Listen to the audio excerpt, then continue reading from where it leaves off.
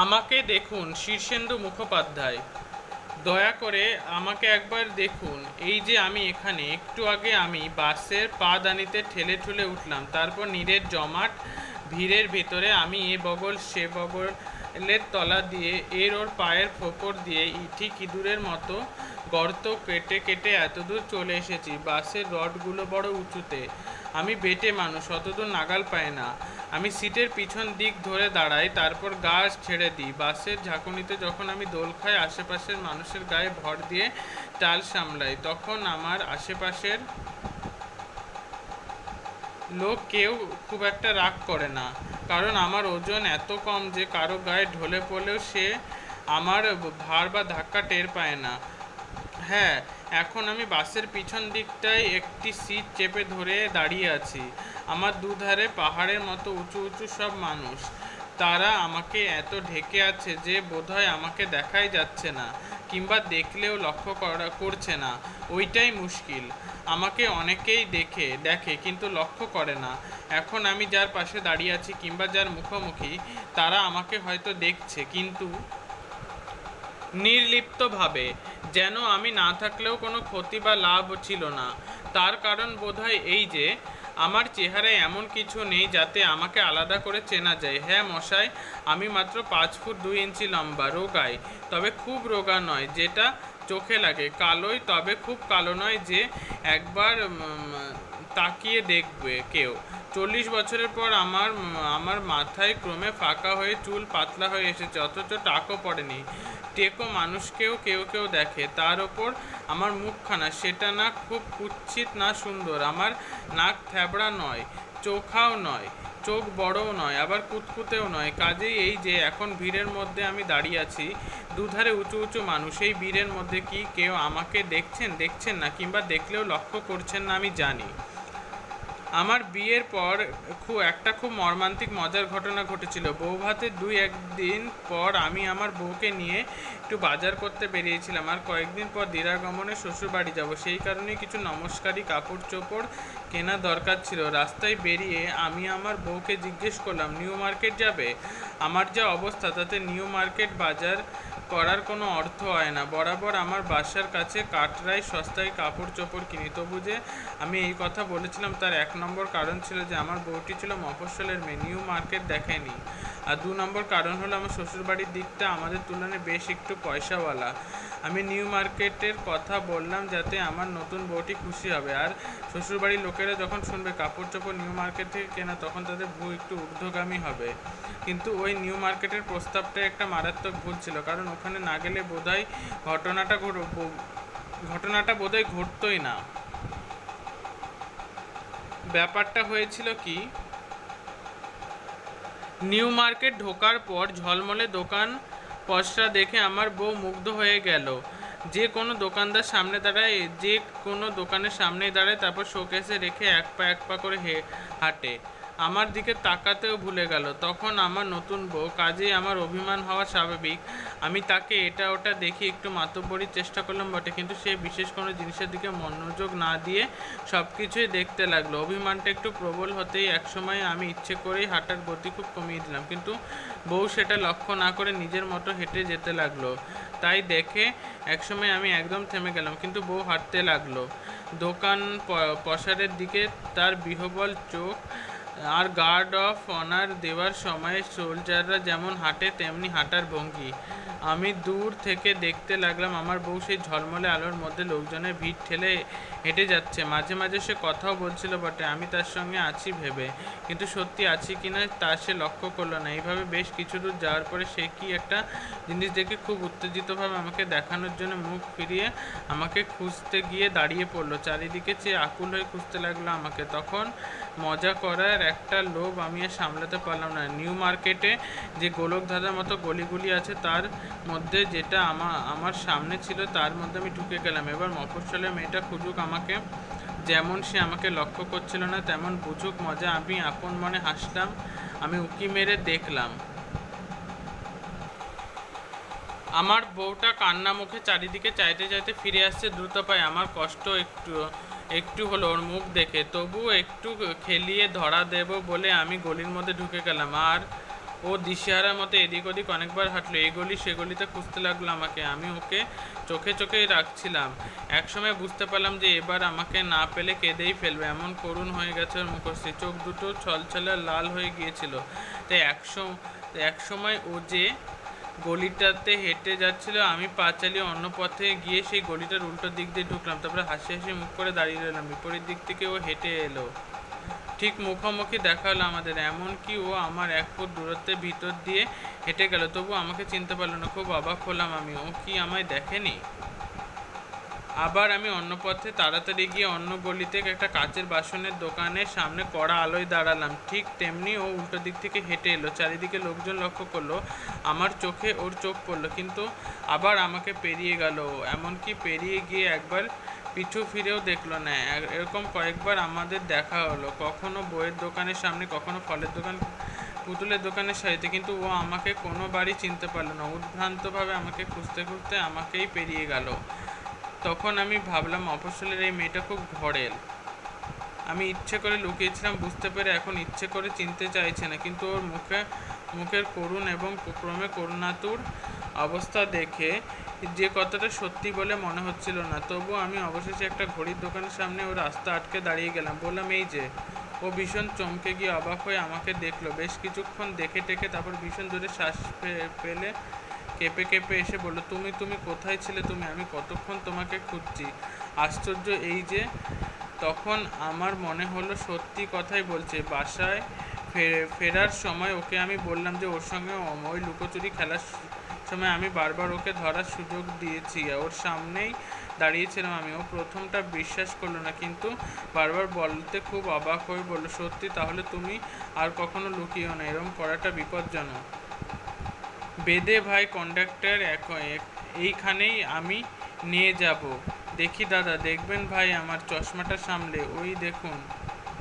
কেউ আমার কথা শুনলো না। আমি নামার আগে কন্ডাক্টর বাস ছাড়ার ঘন্টি দিয়ে দিল। গেট আটকে ধুমসো মতো লোকটা অনড় হয়েই রইল।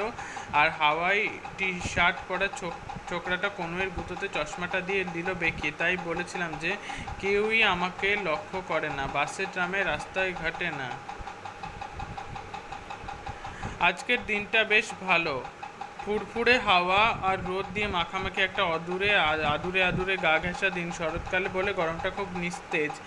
এখন এই রাস্তা দিয়ে হেঁটে যেতে আমার বেশ ভালোই লাগছে। ওই তো একটু দূরের একটা ক্রসিং, আর তারপরে আমার অফিস। এই দেখো।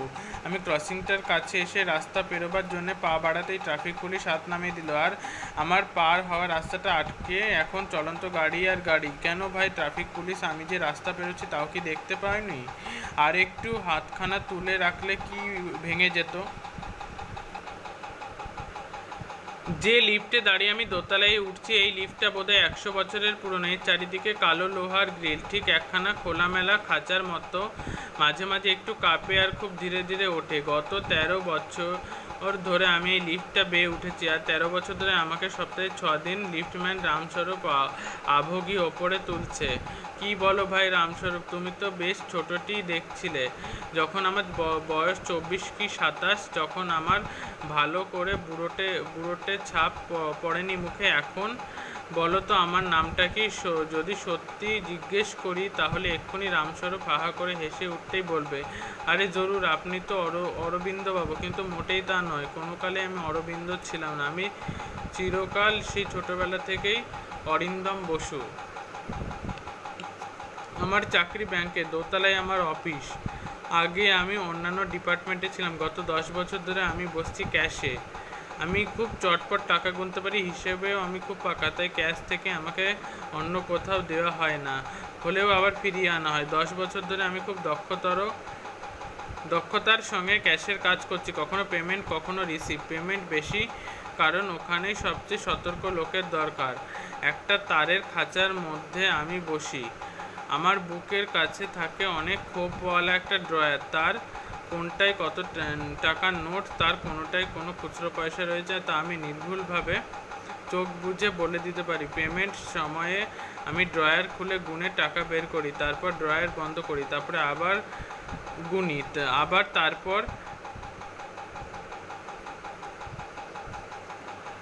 টাকা দিয়ে পরের পেমেন্টের জন্য হাত বাড়াই, টোকেন নিয়ে আবার ড্রয়ার খুলি, টাকা বের করে গুনি, তারপর একইভাবে চলতে থাকে। সামনের ঘুলঘুলিটা দিয়ে যারা আমাকে দেখে তাদের সম্ভবত খুব ক্লান্তিকর লাগে আমার ব্যবহার। এই লোকটা কি একঘেয়েভাবে কাজ করছে, কি একঘেয়ে ঘুলঘুলি দিয়ে তারা আমাকে দেখে কিন্তু মনে রাখে না। রামবাবু আমাদের পুরনো বড় খদ্দের, প্রকাণ্ড কারখানা আছে, এজেন্টও তাকে খাতির করে। খুব খুঁতখুঁতে লোক, বেশিরভাগ সময়ে লোক না পাঠিয়ে নিজে এসে চেক ভাঙিয়ে নিয়ে যান। আমি কতবার তাকে পেমেন্ট দিয়েছি, তিনি ঘুলঘুলি দিয়ে প্রসন্ন হাসি মুখে ধন্যবাদ দিয়েছেন। একবার আমার বড় শালা কলকাতায় বেড়াতে এসে অনেক টাকা উড়িয়েছিল, সেবার সে আমাকে দিয়ে যায় পার্ক স্ট্রিটের বড় একটা রেস্তোরাঁ।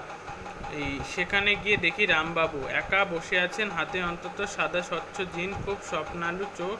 সত্যি বলতে কি আমি ভাগ্যনতির কথা বড় একটা ভাবি না, অন্তত সে কারণে রামবাবুর সঙ্গে দেখা করার কথা আমার মনে হয়নি। আমি পুরনো চেনা লোক দেখে এগিয়ে গিয়েছিলাম। রামবাবু ভ্রু তুলে বললেন, কোথায় দেখেছি বলুন তো, মনে পড়ছে না। তখন শালার সামনে ভীষণ লজ্জা করছিল আমার। লোকটা যদি সত্যি চিনতে না পারে, যদি সত্যি তেমন অহংকারী হয়ে থাকে লোকটা, তবে আমার বেইজ্জতি হয়ে যাবে। তখন আমি মরিয়া হয়ে আমার ব্যাংকের নাম বললাম যে আমি ক্যাশে, সঙ্গে সঙ্গে পরিষ্কার জিনের মতো স্বচ্ছ হয়ে গেলে হয়ে গেল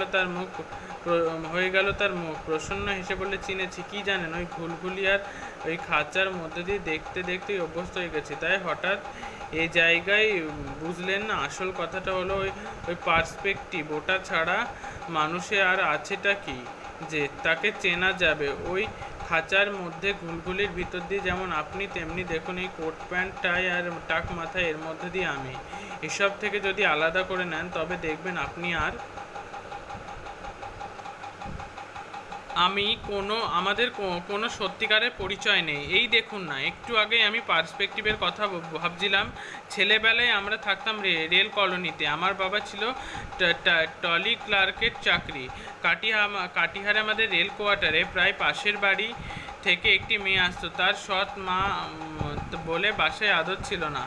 আমাদের বাসায় রান্নাঘরে উনুনের ধারে আমার মায়ের পাশটিতে এসে সে মাঝে মাঝে বসতো, জড়সড়ো হয়ে ছেঁড়া পড়াকে হাঁটু ডেকে পরোটা বেলে দিত। কখনো আমার কাঁদুনে ছোট বোনটিকে কোলে করে নিয়ে ঘুম পাড়াতো ঘুরে ঘুরে। মা বলতো, ওর সঙ্গে তোর বিয়ে দেবো। সেই শুনে মেয়েটাকে আমি ভালো করে দেখতাম। কি যে নেশা লেগে যেত, কি করুণ কৃষ খড়ি ওটা মুখখানা, আর কি তীরে সুন্দর, যেমন পৃথিবীতে বেশি দিন থাকবে বলেও আসেনি। রামবাবু একটু বলে দীর্ঘশ্বাস চালেন, আর আমি ব্যগ্র হয়ে জিজ্ঞেস করলাম, তারপর কি হলো, সে কি মরে গেল? রামবাবু মাথা নাড়লে, না, মরবে কেন, তাকে আমি বিয়ে করেছি বড় হয়ে, সে এখনও আমার বউ। ইয়া পেল্লায় মোটা হয়ে গেছে, বদমেজাজি, আমাকে খুব শাসনে রাখে। কিন্তু যখন দেখি ফ্রিজ খুলছে, গয়না হাটকাচ্ছে, চাকরদের বকছে, কিংবা সোফারকে বলছে গাড়ি বের করতে, তখন কিছুতেই বিশ্বাস হয় না যে সেই বেলি যার অসুখের সময় মা দুটো কমলা লেবু দিয়ে এসেছিল বলে একগাল হেসেছিল। আজ দেখুন খুব ঝগড়া করে বেরিয়েছি ওর সঙ্গে, মনটা খিচড়ে ছিল। সেই ভালোবাসা কোথায় উবে গেছে এখন। কিন্তু এখন এখানে নির্জনে বসে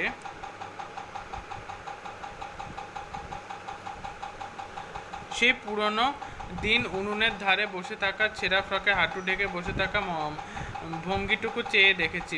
সে মুখ বড় মায়া মমতার, ওর বসায় দিন ভঙ্গিটুকু চেয়ে দেখেছি। অমনি আবার এখন ভালোবাসায় আমার মুখ ভরে উঠেছে। বাসায় ফিরে দেখি ওর রাগ ভাঙাবো, বুঝলেন না বলেই রামবাবু সেই সাদা স্বচ্ছ জিন মুখে নিয়ে হাসলেন, বলেন, ওই সেই ঘুলঘুলিটা যেটার ভিতর দিয়ে আপনাকে দেখি সেটাই আসল। ওই ঘুলঘুলিটা, এই যে 23-24 বছর বয়সের ছেলেটা এখন পেমেন্টসের জন্য দাঁড়িয়ে আছে, পিতলের টেকনটা ঠুকঠুক করে অন্যমনস্কভাবে ঠুকছে কাউন্টারের কাছে। ও আমাকে চেনে। ওর বাবার আছে পুরনো গাড়ি কেনা বেচার ব্যবসা। আগে ওর বাবা আসতো, আজকালও আসছে ব্যাংকে। মাঝে মধ্যে চোখে চোখ পড়লে আমি হেসে জিজ্ঞেস করি, কি বাবা ভালো তো? ও খুশি হয়ে ঘাড় কাত করে বলে, হ্যাঁ। কিন্তু আমার সন্দেহ হয় যে একদিন যদি হঠাৎ করে এখান থেকে আমাকে সরিয়ে নেওয়া হয়, মোটামুটি সাধারণ চেহারার কোনো লোককে বসিয়ে দেওয়া হয় এই জায়গায়, তবে ও বুঝতেই পারবে না তফাৎটা। তখনও ও অন্যমনস্কভাবে পিতলের টোকেনটা ঢুকবে কাঠের কাউন্টারে, অন্যমনস্কভাবে চেয়ে থাকবে। চোখে চোখ পড়লে সেই নতুন লোকটার দিকে চেয়ে পরিচিতের মতো একটু হাসবে। ভুলটা ধরা পড়তে একটু সময় লাগবে ওর, কারণ ও তো সত্যি কখনো আমাকে দেখে না। ও হয়তো নতুন প্রেমিকাটির কথা ভাবছে এখন। শিগগিরই একটা স্কুটার কিনবে। ও ঘাড় ফিরিয়ে রিসেপশনের মেয়েটির দিকে কয়েক পলক তাকালো, তারপর ঘড়ি দেখলো, একবার টোকেনটার নম্বর দেখে নিল। ঘুলঘুলির ভিতর দিয়ে দেখলো আমার দুখানা হাত ক্লান্তিকরভাবে মোটা একখানা টাকা গুনছে। ও আমার মুখটা এক পলক দেখেই চোখটা ফিরিয়ে নিল, কিন্তু আমি জানি যে ও আমাকে দেখলো না। আর 15 মিনিট পরে 2টো বাজবে। তখন আমি ক্যাশ বন্ধ করে নিচে যাব টিফিন করতে। তখন যদি ও আমাকে রাস্তায় দেখতে পায়, আমি ফুটপাতের দোকানে দাঁড়িয়ে থিন অ্যারারুট আর ভাঁড়ের চা খাচ্ছি, তখন কি আমাকে চিনবে ও? সংক্ষেপিত এটি লিখেছে শীর্ষেন্দু মুখোপাধ্যায়। 1935, ব্রহ্মপুত্র নদীর ধারে ময়মনসিংহে জন্ম। পিতা রেলে চাকরির সূত্রে আশৈশব যাযাবর জীবন। দেশের নানা স্থানে স্কুল শিক্ষকতা দিয়ে কর্মজীবনের সূচনা করে। আনন্দবাজার পত্রিকার সঙ্গে যুক্ত। প্রথম উপন্যাস ঘুনপোকা, প্রথম কিশোর উপন্যাস মনোজদের অদ্ভুত বাড়ি। তার লেখা উল্লেখযোগ্য বইগুলি গোসাই বাগানে ভূত, নৃসিংহ রহস্য, পাগলা সাহেবের কবর, বক্সার রতন, হীরের আংটি, পাতালঘর ইত্যাদি। বহু ছোট গল্প লিখেছেন। কিশোর সাহিত্যে শ্রেষ্ঠত্বের স্বীকৃতিস্বরূপ পেয়েছেন 1985 সালের বিদ্যাসাগর পুরস্কার। বড়দের জন্য লিখেছেন শ্যাওলা, মানবজমিন, দূরবীন, পার্থিব চক্র। পেয়েছেন আনন্দ পুরস্কার এবং সাহিত্য একাডেমি পুরস্কার।